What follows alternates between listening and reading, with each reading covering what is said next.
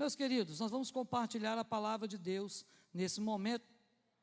E o texto que vamos ler está no livro dos Atos dos Apóstolos. Atos dos Apóstolos, capítulo 11. Nós leremos a palavra do Senhor, alguns versículos, do 19 ao 26.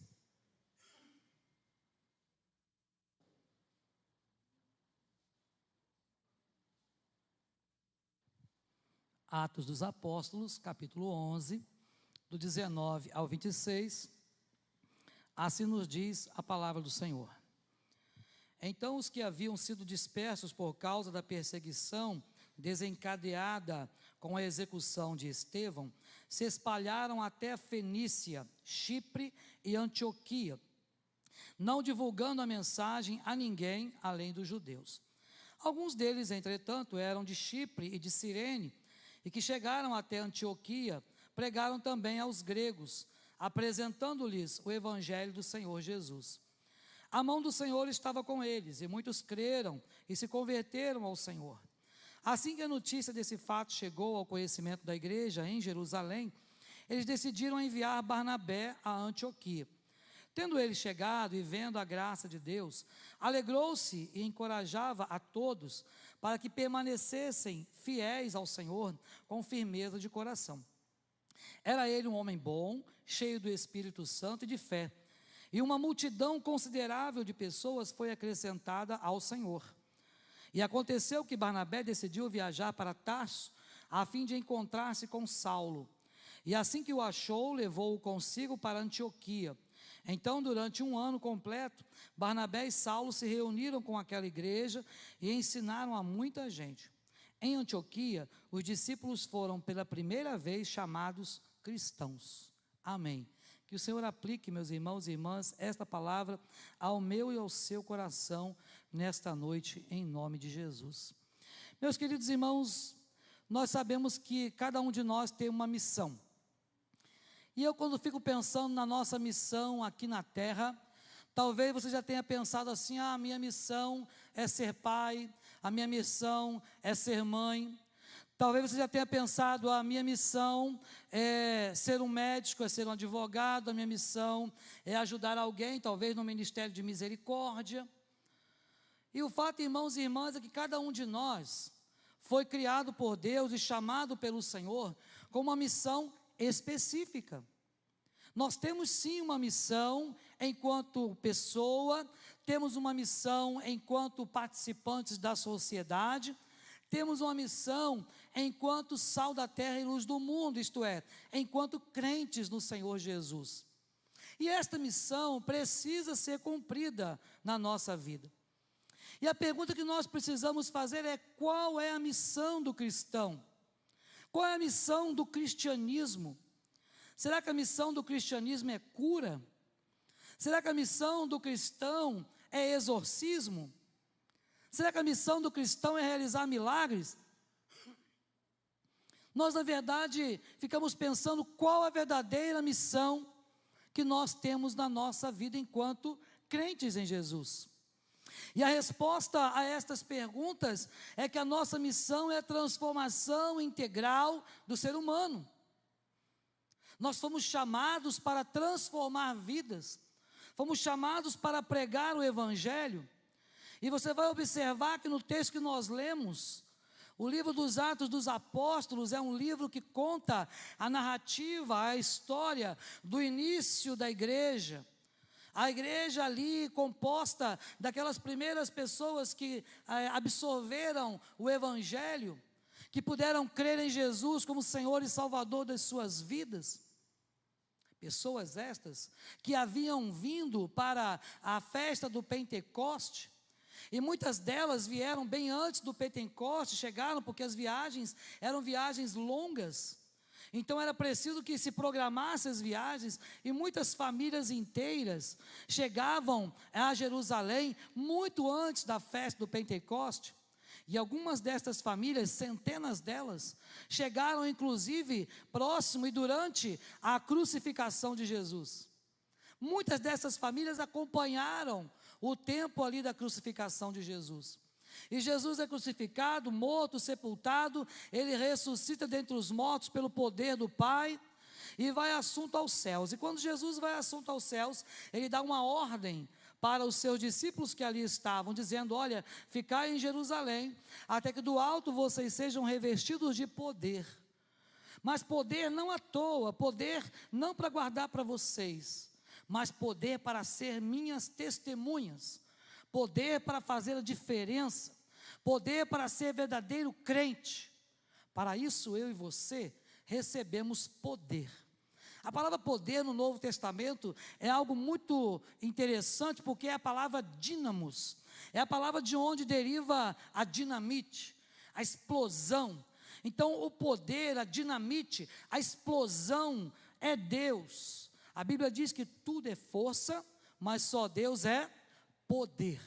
Então nós sabemos que nós temos força dada por Deus. Sabemos que o inimigo também tem força, mas sabemos que só Deus é poder. Observe a diferença. Deus não tem poder, Ele é poder. O próprio dínamos, a dinamite, é o Senhor, é o poder por excelência, é o nosso Deus. E nós então, meus irmãos e irmãs, encontramos o início da igreja, a expansão do cristianismo. Foi um momento muito importante na vida da igreja. O cristianismo começa a se espalhar por todo o canto que havia, e aqueles que foram dispersos por causa da perseguição esta que naquela época e hoje em dia é chamada de dispersão da igreja, ou diáspole, esse momento onde a igreja ela é perseguida ferozmente pelo Império Romano, então aqueles crentes voltam, são obrigados a voltar para as suas casas, para as suas terras natais. Mas é interessante, meus irmãos e irmãs, que o crente novo convertido, o desejo do novo convertido é pregar o evangelho. Não é verdade? Você ainda se lembra quando Jesus entrou no seu coração e fez morada? Talvez fale assim: pastor, mas faz hora, hein? Nem sei mais quando é que foi isso. Para muitos, né, a conversão foi há muito tempo. Mas quando aconteceu isso, tenho certeza que você ficou com uma motivação muito grande de pregar o evangelho. Sabe por quê? Porque a dinamite entrou no seu coração, na sua vida. Esse poder entrou na sua vida e te deu aquela explosão de ânimo para poder pregar o evangelho. E o novo convertido é assim, né? O novo convertido, ele olha alguém, aonde tiver, ele está pregando, falando no carro, no ônibus, na estação de trem, no metrô, no avião, aonde ele está, o novo convertido prega o evangelho.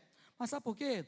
Porque ele quer ver as outras pessoas experimentando aquilo que ele experimentou naquele momento. Mas quando a gente passa os anos, né? Passou um ano, passou 2, passou 10, aí o crente, via de regra, existem muitas exceções, ele acaba pregando o evangelho só quando é perguntado: você é crente? Eu vou lá na igreja. A gente parece que aquela dinamite, né, não explodiu, e aí a gente fica com aquela dinamite apagada, o pavio apagou, e a gente acaba não mais pregando o evangelho, não tendo mais aquela explosão. Talvez você possa pensar: pastor, mas isso aí, no passado a gente fazia isso, agora está tão difícil, né? É verdade. Por isso mesmo Deus escolheu cada um de nós, porque está difícil pessoas que arregassem as mangas, que vamos realmente lá fora, pregando o evangelho a toda criatura. Então, meus irmãos e irmãs, é importante nós sabermos que havia uma igreja em expansão. Mas quais são as características de um cristão no cumprimento desta missão? É sobre o cristão e a sua missão que nós vamos compartilhar com os irmãos nesta noite. Eu e você, como cristãos, como salvos em Jesus, como sal da terra e luz do mundo, nós temos sim uma missão a ser cumprida, uma missão a ser desenvolvida. E esta missão começa, no primeiro momento, pensando que ela é inclusiva e não exclusiva. Isso, irmão, faz parte da missão da igreja. Observe que no texto bíblico, você vai encontrar nos versos 19 e 20, que haviam pessoas dispersas ali, e haviam pessoas que acabaram ficando excluídas daquele conjunto. Havia o partido daqueles que eram circuncisos e havia o partido daqueles que eram incircuncisos, isto é, os gentios. Se você observar com calma a leitura, vai ver que o evangelho foi pregado primeiro para os judeus. E depois alguns outros vieram e pregaram também aos gentios, como foi o caso do apóstolo Paulo. Mas o que nos chama a atenção é que a missão da igreja hoje é de fato uma missão inclusiva. Não judeus que falavam grego, os gentios estavam lá e ainda não tinham recebido o evangelho. Por quê? Porque cada um estava preocupado só com o seu próprio povo. Muitas vezes, meus irmãos e irmãs, a gente fica acomodado, não queremos sair da nossa zona de conforto, porque estamos acomodados, porque está bom, eu já conheço os irmãos todos, eu já conheço toda a igreja, está gostoso essa comunhão. Só que Deus não nos chamou somente para a comunhão. Deus não nos chamou somente para ficar congregado e poder achar gostoso abraçar o irmão e a irmã. Mas Deus nos chamou aos perdidos da casa de Israel. O Senhor nos chamou para proclamar libertação aos cativos. O Senhor nos enviou a curar os quebrantados de coração, a proclamar o ano aceitável do Senhor. Meus irmãos e irmãs, em Jerusalém, o evangelho naquela época era exclusivo, isto é, excluía os gentios. Quantas vezes, meus irmãos e irmãs, talvez nós também não pregamos um evangelho que exclua pessoas. Eu não vou naquela igreja não, aquela igreja lá o povo é rico, aquela igreja lá o pessoal me olha assim atravessado. Uma vez eu fui lá de sapato furado, o pessoal ficou olhando. Eu fui lá sem fazer o cabelo, sem fazer a escova, e as irmãs ficaram olhando para mim. Quantas vezes não acontece isso dentro da nossa igreja? Eu não estou me referindo à igreja central simplesmente, mas estou me referindo à igreja do Senhor. Quantas vezes a gente não é inclusivo? Quantas vezes nós não usamos esta missão inclusiva que o Senhor nos deu, isto é, de agregar pessoas? Eu louvo a Deus, sabe, meus irmãos e irmãs, porque eu ouço de algumas pessoas a respeito da igreja central. Eu posso falar porque como eu estou aqui há pouco tempo, então eu não estarei puxando a brasa para debaixo da minha sardinha. Mas eu ouço falar, as pessoas que vêm e falam assim, olha, gostei, olha, eu cheguei lá, o pessoal vem me abraçar, o pessoal vem falar comigo e tal. É assim mesmo que é a igreja. Não importa o credo, a religião, não importa a opção sexual, não importa a profissão, não importa a condição socioeconômica, precisamos receber a todos. É claro que quando você entra, da maneira que você está, o evangelho precisa causar um impacto profundo na sua vida e haver transformação, é claro. Mas observe, meus irmãos, que se em Jerusalém, naquela época, o evangelho excluía, em Antioquia era o contrário. Em Antioquia, esta igreja chamada Antioquia da Síria, naquela época, porque havia também uma outra igreja chamada Antioquia que ficava na Pisídia. Então, esta igreja de Antioquia da Síria era uma igreja inclusiva. Tanto que Barnabé vai para lá e leva Paulo com ele. E aquela igreja abraçou aquele povo. Aquela igreja recebeu Paulo e Barnabé com uma alegria, e eles passaram a ser pastor daquele lugar. Ficaram 1 ano naquele lugar. E todas as vezes que Paulo e Barnabé e os outros saíram para as suas viagens missionárias, sabe quem sustentava Paulo? A igreja de Antioquia. Não faltava nada para a missão que Paulo realizava no Senhor. Por isso, meus irmãos e irmãs, ricos, pobres, cultos, analfabetos, brancos, negros, não importa. A igreja é o lugar onde precisamos incluir todos. Por quê? Porque esta é a missão da igreja. É parte da missão da igreja ser uma igreja inclusiva e não que exclui pessoas. Você não pode escolher a quem Deus vai te mandar. Quando você diz, Senhor, faz o que tu queres. Quando você canta, Senhor, estou pronto a fazer o que queres, Senhor. Irmãos, eu tenho medo de cantar esse hino. É um hino do nosso cenário. Porque às vezes a gente mente, né? Estou pronto a fazer o que queres, Senhor, mas não para lá, Senhor, aqui não. Estou pronto a fazer do lado de cá, Senhor, ó.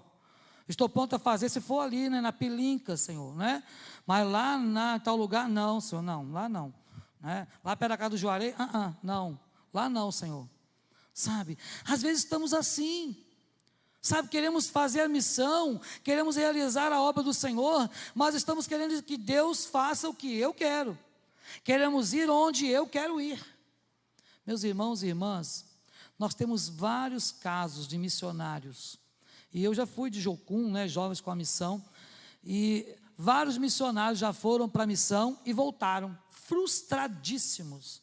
Sabe por quê? Porque não receberam um chamado, receberam um psil só. A gente brincava lá na missão, né? Tem gente que recebeu um chamado missionário, Deus falando igual falou para Samuel, né? Samuel, Samuel. Mas tem gente que acha que Deus chamou, mas foi só um psil. Ei, não foi chamado, sabe? Pessoas que acham que o chamado é só para o Canadá, é só para a Irlanda, é só para a Europa, sabe? Mas se esquece que há outro povo precisando. Não estou falando que é errado fazer missão, pelo contrário, o Canadá e qualquer outra nação precisa ouvir o Evangelho, evidente que sim. Mas quantas vezes nós queremos dizer para Deus o que Ele quer, o que eu quero que Ele faça, sabe? E eu gosto de pensar, meus irmãos, que a nossa vida, eu tenho que fazer o seguinte, eu tenho que pegar uma folha, assinar embaixo aqui o nosso nome, uma assinatura legível, e falar: Deus, escreve aqui, ó, o que o Senhor quer que eu faça. Mas sabe o que nós estamos fazendo geralmente, via de regra? A gente pega a folha, preenche, escreve tudinho, e fala: Senhor, assina aqui, ó, que eu vou passar lá no almoxarifado, vou pegar minhas bênçãos. Deus não está com bandeja aqui para servir ninguém não, irmãos. Deus não é nosso garçom, sabe? Às vezes a gente não para pensar que a nossa missão é incluir pessoas, é incluir as pessoas a cada dia. Eu gosto muito de pensar em alguns cultos que as igrejas fazem. A nossa igreja não está fazendo ainda, mas muito em breve, quem sabe, né, a gente poderá fazer alguns cultos que possam incluir outras classes, sabe? Como tinha antigamente a Adonep e outros, né, cultos assim. Precisamos sim incluir pessoas. Observe, irmãos, que lá em Gênesis 12, 3, Abraão diz que serão abençoados todos os povos da terra através de Abraão. Deus fala isso para ele, fala: olha, eu vou abençoar os que te abençoarem, eu vou amaldiçoar os que te amaldiçoarem, mas você precisa ser uma bênção. Você, meu irmão, minha irmã, tem sido uma bênção, porque se você tem sido uma bênção, você tem cumprido a missão de incluir, a missão inclusiva. Então pense, o cristão e sua missão. Primeira coisa, a missão ela é inclusiva e não exclusiva. Segunda coisa, a missão nossa também ela é agregadora e não divisora. Gente, como tem crente que divide igreja, não é verdade? Você se lembra da igreja de Corinto? A igreja de Corinto, Paulo escrevendo aos Coríntios diz assim: olha, eu fiquei sabendo pelos da casa de Cloé que vocês andam em contenda, que há divisão entre vocês, que há partidarismo, que cada um vive com vanglória pessoal. Olha só, Paulo foi duro com Corinto, né? Paulo não aliviou a barra de Corinto, não. Foi duro. Olha, eu andei sabendo, me contaram que há imoralidade no meio da igreja. Imoralidade tal que há gente aí que ouse possuir a mulher do próprio pai. Não era mãe, era madrasta. Olha só. E Paulo desce o chicote, né? Como tinha que ser feito, a disciplina. Mas observe, meus irmãos, que aquela igreja era uma igreja que estava dividida. Era uma igreja que estava fracionada, facciosa. Se você pudesse ir, não sei qual, talvez alguém tenha ido aqui, lá em Israel, né, e tenha visitado o lugar chamado de lugar do Santo Sepulcro, talvez você tenha visto lá, porque lá, esse local, ele tem as suas castas, as suas divisões, por tipo de religião diferente. Um lugar grego ortodoxo, outro lugar católico romano, outro lugar dos gregos, outro lugar dos helenistas. É assim. E ninguém se mete no canto do outro, não. Sabe? Muitas vezes estamos assim dentro da igreja. Não, esse ministério é meu, Rodrigo, não toca não. Está fazendo o quê me atrapalhando? Não, ó, essa função é minha, não dou para ninguém. Só que na igreja não podemos ser assim, pelo contrário, precisamos ser uma igreja que agrega.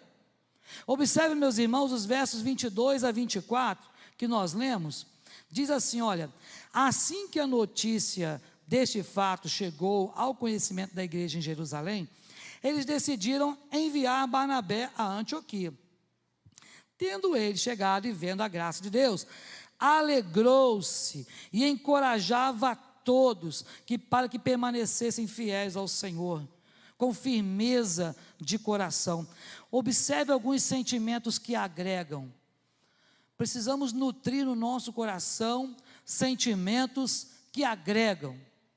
Sentimentos como a alegria, sentimentos como a paz que excede todo entendimento, sentimentos como a humildade. Muitas vezes, irmãos e irmãs, há muitos crentes que a alegria do outro incomoda. Se o outro tem sucesso, ele fica lá, vai cair. Eu não tenho, se eu não tenho, ninguém pode ter. Pastor, mas não tem crente assim não. Se ia se assustar quando chegar no céu. Sabe, tem sim.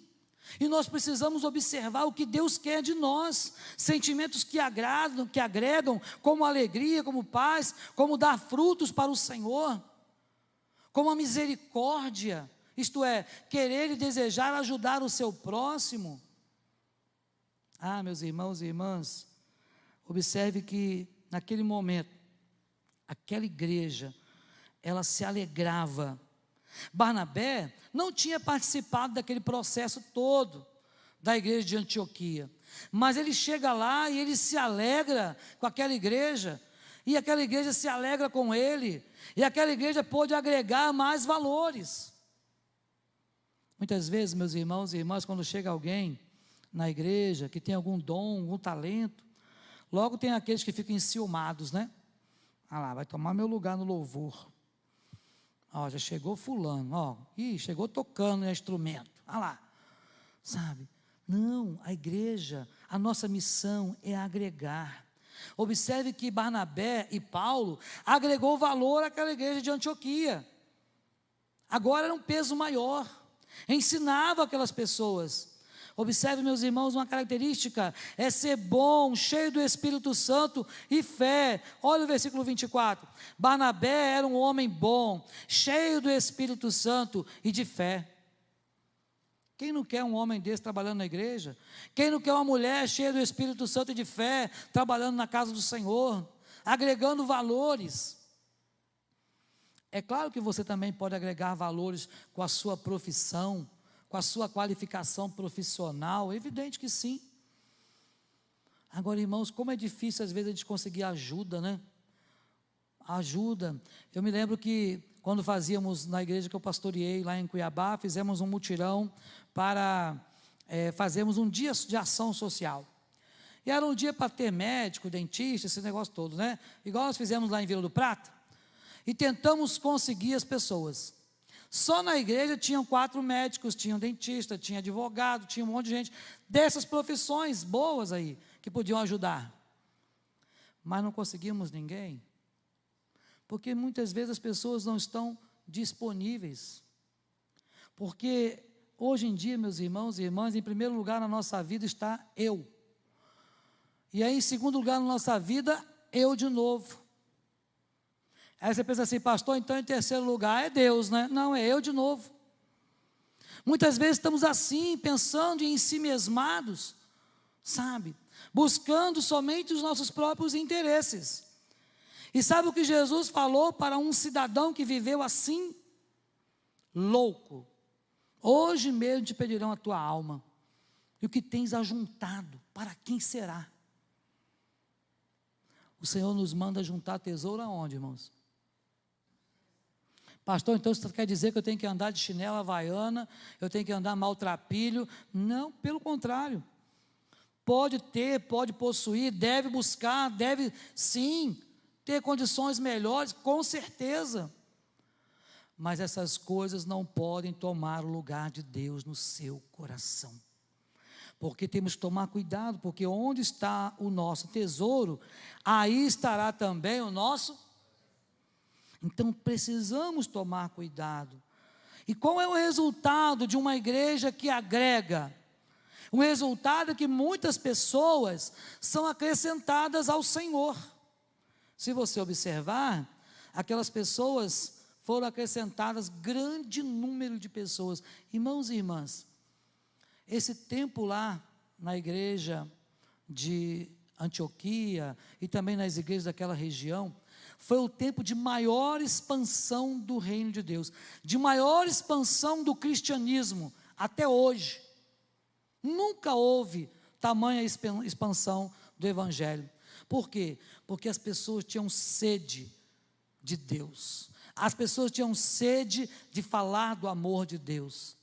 Infelizmente hoje, essas coisas não têm mais surtido o efeito desejado. Terceira missão da igreja, também muito importante. Então a primeira é uma igreja com missão inclusiva, não é isso? Uma missão inclusiva. A segunda, uma missão agregadora. E a terceira, missão coletiva. A igreja não trabalha sozinha. A igreja não é um lugar solitário.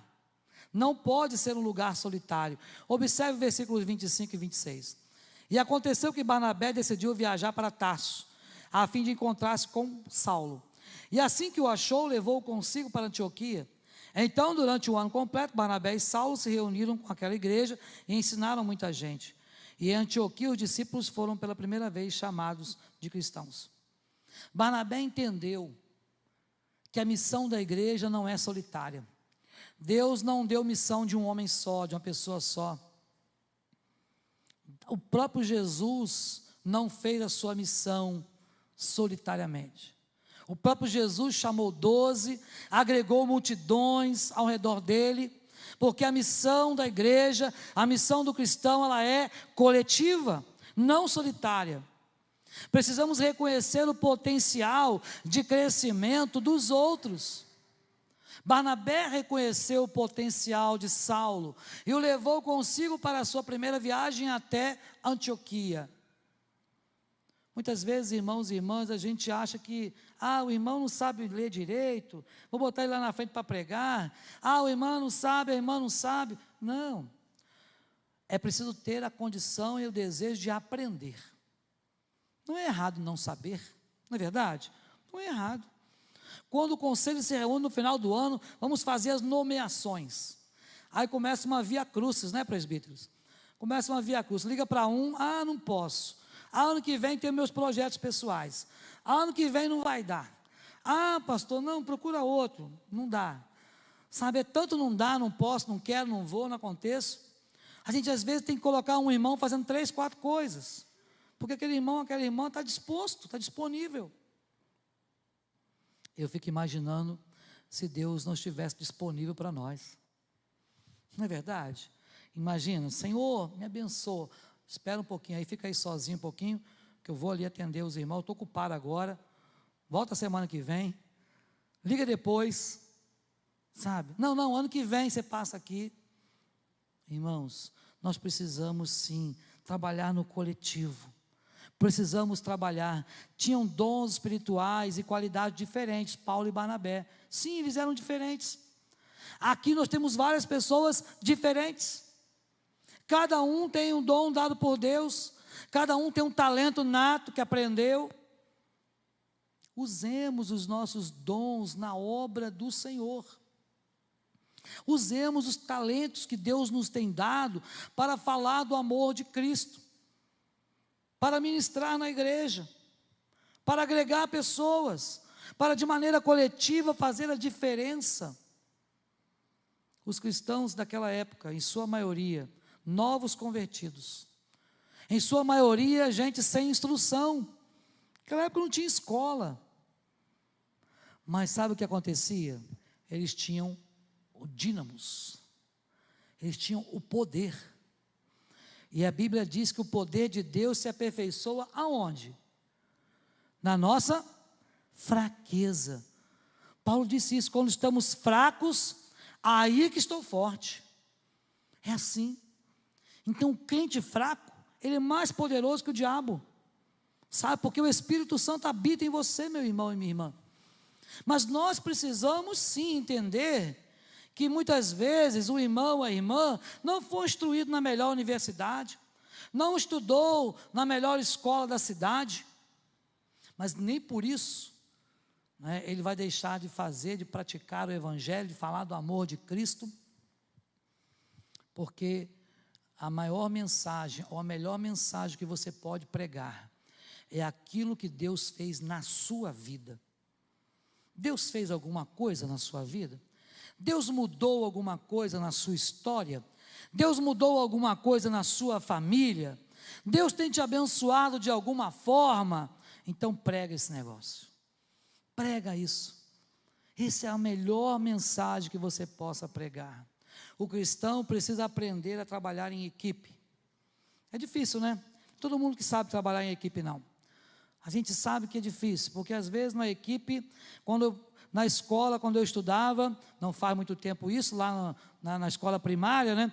Não faz muito tempo, quando tinha que fazer trabalho em grupo. Eu sou péssimo de fazer trabalho em grupo na escola, era péssimo, porque geralmente eu queria fazer tudo, e aí os outros ficavam na aba, né? E tem aqueles que gostam já de ficar na aba, então aproveitava, né? E minha mãe também não era muito de deixar eu ficar na casa dos outros, né? Então acabava que a gente tinha que fazer sozinho mesmo.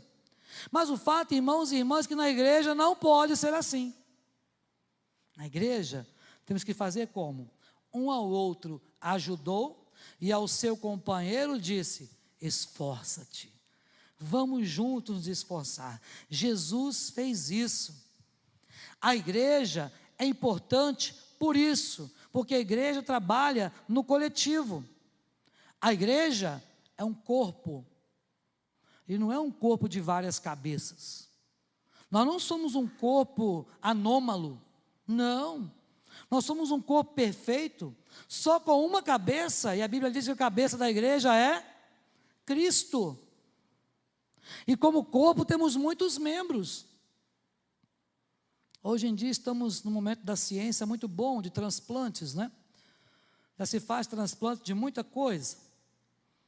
Mas você não vai ver um cientista ou um médico, ou uma equipe médica, transplantando um rim no lugar do fígado, um fígado no lugar do coração. Você já viu isso? Não. Porque não funciona. Porque cada membro do corpo foi feito diferente, e cada um tem a sua função. Mas o apóstolo Paulo disse certa vez para a igreja: olha, vocês não podem pensar que porque vocês não são mão, não são do corpo. Vocês não podem pensar que vocês não são cabeça, que não são do corpo. Por quê? Porque todos temos funções diferentes. E um dedinho mínimo do pé não é menos importante que qualquer outro órgão, porque você pode dele lá gangrenar e você morrer. Por que não? Vir uma infecção generalizada, você vai embora. Não é menos importante. Ah, pastor, mas é menos importante sim, né? Porque um dedinho, então um dedinho só não é tão importante, sabe? Mas dá uma topada com ele numa pedra na rua, vê se ele não é importante. Não é verdade? Aquela topadazinha básica que arranca a unha, não é? É claro que o crente, quando ele acontece isso com ele fala o quê? Glória a Jesus, não é? Ele dá aquele glória, não é? Porque crente não xinga, né, irmão? Então a gente... Mas o que eu quero mostrar para você nesta noite, o que a palavra de Deus está nos mostrando, é que a igreja tem a sua missão, e que eu como crente, você como crente, tem a sua missão, e a missão precisa ser inclusiva, agregadora, coletiva. E quais são as consequências disto? Primeiro, o reino é expandido. O reino de Deus precisa expandir. Meus irmãos, nós estamos iniciando brevemente aí a nossa multiplicação da nossa célula. Estamos trabalhando a célula protótipo. E vamos multiplicar muito em breve. Então o reino de Deus, ele se expande. Observe que lá de Antioquia partiram 3 viagens missionárias. De Antioquia. É o reino de Deus se expandindo. Por quê?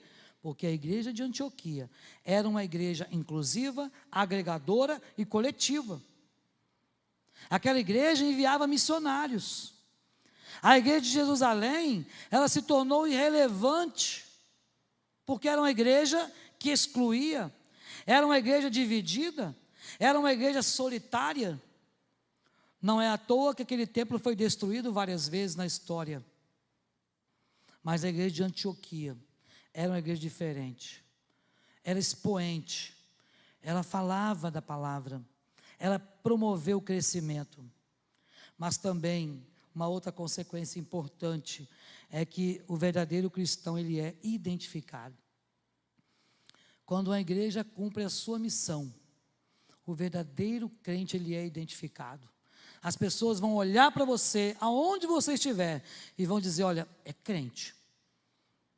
Já te perguntaram alguma vez assim, você é crente, não é?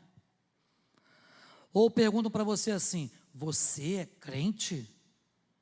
A língua portuguesa é uma bênção, né? A entonação que você dá para essa pergunta, para a mesma pergunta, quer dizer 2 coisas totalmente diferentes, não é isso? Você é crente, não é? Eu vejo que você é diferente. Ah, você é diferente, irmã Marta, é crente, né? Aí pergunto assim para a irmã Belinha, você é crente? Será? Sabe, a gente às vezes fica assim, qual é a pergunta que tem feito para você, meu irmão e minha irmã?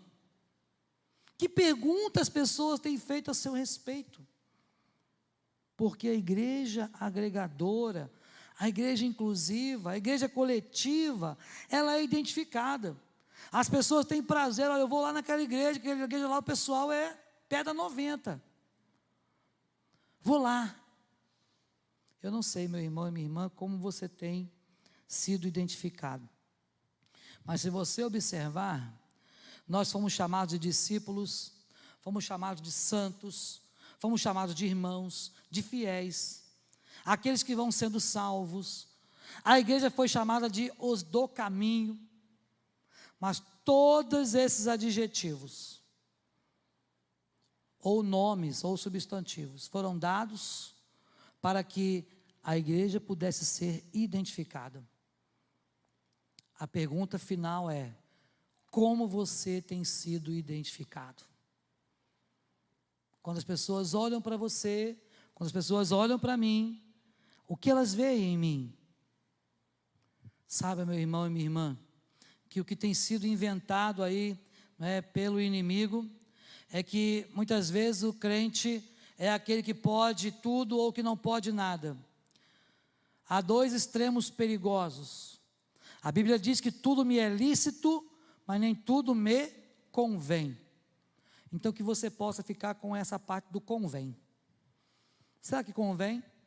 O que eu estou fazendo me convém, isto é, convém a Deus. O que eu estou falando convém a Deus.